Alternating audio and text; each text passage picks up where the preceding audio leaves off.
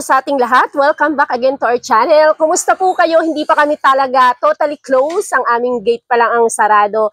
At shoutout po sa mga bago pa lang sa channel na ito at hindi pa nakapag-subscribe. Kung magugustuhan niyo po ang mga pinag-uusapan natin dito, paano magsimula ng motor parts business or motorcycle repair shop. Ayan, ang mga related na mga pinag-uusapan dito. Paki-click naman please ang subscribe button, pati na rin po ang notification bell para ma-notify kayo every time na may mga bago tayong ina-upload na video. So, shoutout po sa inyong lahat. At ang pag-uusapan po natin ngayon, ang isi-share ko po sa inyo at marami din itong nagtatanong. Wait lang, adjust ko ang ating camera. So ayan, mga ka-antrep, ang pag-uusapan po natin ngayon, ang isi-share ko po sa inyo, actually maraming nagtatanong ito kung ano daw ba or paano daw babasahin ang number ng mga gulong kasi may mga nagtatanong sa comment section natin. Ma'am, ano ba interior ng 8090 by 17 na gulong ko, yung mga ko 1790, mga 9090 at marami po tayong mga customers na kapag bumibili ng gulong, nagtatanong agad sila, ma'am okay pa ba yan? Ma'am hindi ba yan expired? So ngayon isi-share ko po sa inyo para maging aware tayo at dagdag na lang din tips doon sa ating mga ka-antrep, sa ating mga riders, sa ating mga motorista. At ang ating pong pag-uusapan ngayon ay pangmasa po na gulong. Paano ba natin malalaman kung kailangan na nating magpalit ng tire? Ano ba ang sukat ng ating gulong? Bakit ba ganyan yung number niya? Bakit hindi siya diretsuhang 250 by 17, 275 by 17, 300 by 17. So, tatlong digit na number ngayon pag-uusapan natin, pangmasang mga gulong, budget meal na mga gulong, paano babasahin ang mga numbers ng ating gulong kapag tayo ay bibili at paano malalaman kung expired na. Yan palaging pinoproblema ng mga ka-antrep natin kapag nagpapalit ng gulong or bumibili sa mga shop, tatanong agad, baka expired na yan ma'am, baka mabilis ma-expired ma'am.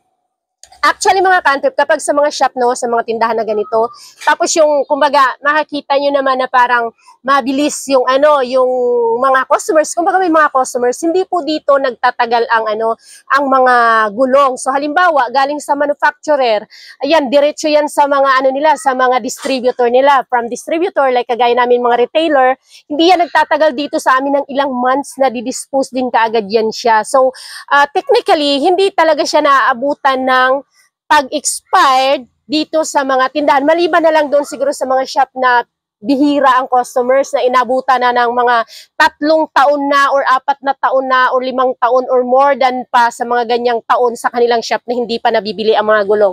Ngayon, paano ba natin malalaman ang ating mga gulong, ang sukat ng ating gulong? So meron ako dito, 6080 by 17. Ayan, 7080 by 17. Ano ba yung mga tinatawag-tawag na yan? Marami tayong mga ka-antrep ang hindi aware or hindi sila familiar sa mga ganyang numbering. Ayan, 8090 by 17. At ang akin pong, ang akin pong isa-sample dito, ang ating pangmasang gulong na Leo Samurai. But actually, maganda din po itong Leo Samurai. Hindi naman siya, kumbaga, pangmasa siya, budget meal siya, pero maganda rin naman ang quality niya. Look, look the rubber. O, diba? Matibay din siya. Ayan. So ngayon, unahin natin itong ating gulong. Hindi ito ang pinakamaliit. Meron pang 4590 sa Leo Samurai. So ito lang yung kinuha ko kasi masyadong maliit ang 4590. So ito ay 6080 by 17. Ano ba yung tinatawag na 60? So ito ang kinuha kong sample kasi meron naman tayong mga tubeless doon. Pero ito kasi yung mga pangmasa at mas marami talagang gumagamit or bumibili. So mga ka-antrep, ang tinatawag po na 60, ayan, 60, 80 by 17. Yung 60 po, ayan po ay yung kanyang lapa dito. Yan. Ito yung kanyang width ng gulong. And then the 80 ay the aspect ratio of this. Yung tangkad dito, yung kapal ng gilid. Yan. So halimbawa, 60 mm ang lapad, 80 naman ang tangkad niya or width dito or yung tangkad niya yung haba dito, yung kanyang length dito sa patangkad. And then 70 naman yung kanyang rim size. Nga po pala mga ka-antrep, halimbawa 17 ang inyong rim, Hindi mo po yan siya makakabitan ng 18 or 19 or 21. Meron kami dito, nakaraan customer, ang kanyang rim ay 19. Tapos gusto niya magpalit ng gulong na 21 kasi sports yung motor niya. So, ang tagal namin kasi nakabili na siya ng rim. Ngayon bibili siya ng gulong. Ngayon ang gusto niya mangyari.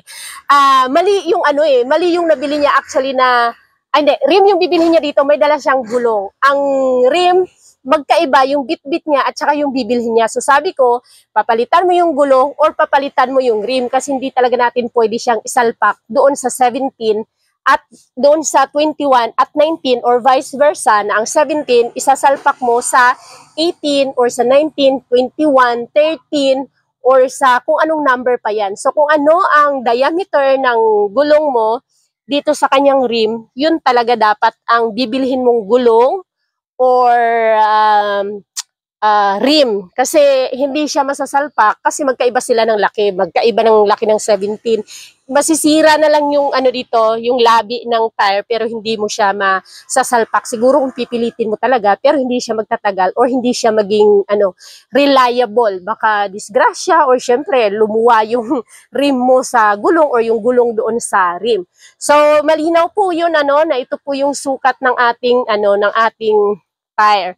60 ang lapad, 80 is the aspect ratio of this gilid, and then 17 is the rim size. So 4 PR, 4 ply. At yung palaging tinatanong na ating mga customers, yung palagi nilang problema, kung yan ba ay expired na. Sa palagi yung pinoproblema pag bumibili kayo ng gulong for awareness at dagdag lang ng info, makikita nyo rin po sa gulong yung expiration date ng gulong. Ito po, dito siya makikita actually. Yan, 33/24. Lahat po ng tires na yan, meron yan. So, itong malaki siguro ipakita ko sa inyo para medyo mas malaki din yung kanyang sulat at number. Ito yung ating, okay, this one is 80/90.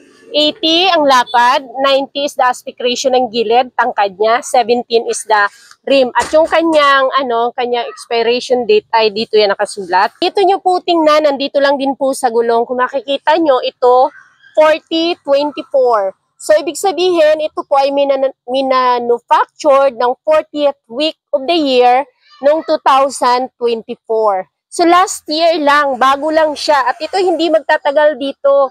Mabilis lang din ito mabili. Ito naman, itong ating isang sample, ito, ayan, itong ating 7080, ayan siya, 35th of the week ng taon nung 2024 din. Alam na po natin alam na po ba natin ang number ng gulong at kung paano sila basahin, and then may nakalagayan dito kung paano ang rotation niya.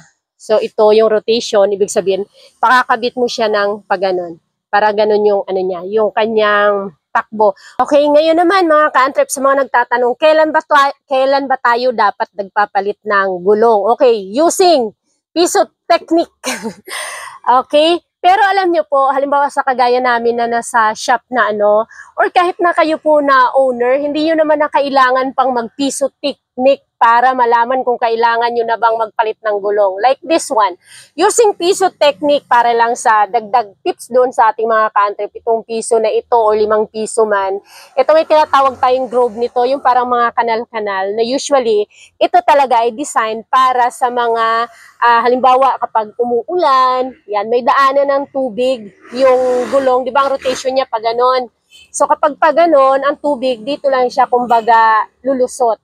So, iwas dulas kasi may lusutan ng tubig. Sa mga standard naman ng mga tires, like yung mga Izumi Super na ganon, yun yung mga pang tricycle, sidecar, top-down, ganyan. So, ibig sabihin, ang groove niya or yung mga kanal niya pagilid, dito ang labasan ng tubig kasi naman sila palapad talaga yung mga tires nila, yung mga matitigas na klase at makakapal yung ply niya. So, ito, using piso technique para malaman kung kailangan mo nang magpalit ng gulong, ilalagay mo lang tong piso mo dito or 5 piso technique mo dyan sa groove na yan. Tapos, kung halimbawa, kagaya nito, inaanuhan ko yung ilaw para hindi masilaw. Ayan, hindi pa lumalabas si 2011, ibig sabihin makapal pa siya. Kitang-kita din naman. Ngayon halimbawa, kapag itong Grove na yan, pag ginanon mo yung piso, nababasa mo na yung 2011 or yung 5 peso, nababasa mo na yung 2000 kung kailan siya yan, or kumbaga, halos litaw na ito, yan, kumbaga, malalim na ito, mababaw na yan siya, litaw na yung ano na yan, year ni piso na yan, kailangan mo na magpalit ng gulong. Pero kung wala kang piso, hindi mo naman kailangan mag-piso technique palagi kasi nakikita naman, kagaya nga ng nabanggit ko kanina dito sa shop, is madali naman ma-determine yung gulong, nakikita naman sa itsura niya, sa ano ng ano sa status ng gulong kung kailangan ng magpalit. At ito po, to remind you rin po, wag na nating hintayin palagi na, agoy, kailangan talaga sagad na sagad si piso technique mo bago ka magpalit kasi para sulit naman yung paggamit mo ng gulong or pagbili mo ng gulong. Tandaan po natin na safety natin ang nakasalalay sa gulong. Napakahirap nung bumabiyahe ka, biglang sumabog ang gulong mo, lalong-lalo na kung sa harapan yan, tapos mabilis ang takbo mo, di ba? May posibilidad na gumewang ka, may posibilidad na tumalsik ka. Alam nyo, may nangyari yan way back 2007 yata yun. May long drive, paano yun kami? Basta't may pupuntahan kami dito sa South, marami kami. May pupuntahin kami manggagamot na siya talaga yung sikat dito sa South. Tapos ang layo niya. So, syempre, ang dami namin papagamot doon kasi napakagaling daw. Nakamotor kami lahat ng kasan. Alam nyo, sila na yung taga-amin din. Bilis ng takbo niya, biglang sumabog yung harapan. Yung bilis ng takbo, biglang sabog talaga. Siguro hindi nakahawak yung asawa niya. Tumalsik si asawa. Mabuti siya. Hindi siya nakabitaw. Gumiwang-giwang lang naman, hindi naman totally talaga na ano. Kaya hindi nakahawak yung asawa, syempre, nag-slide-slide, natalsik yung asawa niya. So, disgrasya. Kaya wag na po nating hintayin. Pero, real talk lang. Alam niyo, sa probinsya, kulang na lang lumalabas na yung fly, bago pa yan magpapalit. Pero hindi rin natin masisisi kasi nga, pag pinag-uusapan na financially, talagang gustuhin man nila at alam man nila yung safety nila na nakukompromise na, pero minsan wala silang choice kundi ang kumbaga pansamantagalan lang muna habang wala pang ang pampalit. Pero remind ko lang din po palagi na ayun, hindi na natin kailangang mag-piso technique kasi nakikita naman natin sa itsura sa status ng gulong na kung kailangan na siyang palitan. Ito ay para lang doon sa mga gusto talagang malaman technically kung kailan ba sila dapat magpalit ng gulong. Pero doon sa mga aware, hindi nila hinihintay na talagang sasagad pa na hindi na makita yung si 2011 dyan sa piso bago sila magpapalit. Pag nakikita na nila na medyo manipis na, lalong-lalo na doon sa mga palaging naglo-long distance, ayun, hindi na yan nila hinihintay. At yun po yung kagandahan kasi safety na po ninyo ang pinag-uusapan kapag gulong na rin ang pinag-uusapan. So, yun lang. Sana tayo ay may natutunan dito sa ating video ngayong gabi. Ayan. Sa mga hindi pa nakapag-subscribe, paki-click naman please ng subscribe button at huwag niyo pong kalimutan ang notification bell para ma-notify po kayo sa mga susunod nating i-upload na video. Nakasarado na ang gate namin at pasara na rin kami. Ay, sorry kasi gabi na. At sa susunod po, gagawan ko po ng video yung nagre-request ng tour ng shop. Kasi usually pag busy, hindi ako makapag-video kasi maraming ginagawa dito sa shop, busy din ako. But next time po, ayan, sa mga nagre-request ng tour. Thank you so much! Please, pakipindot ang like at subscribe sa mga hindi pa nakapag-subscribe. Bye-bye! Thank you!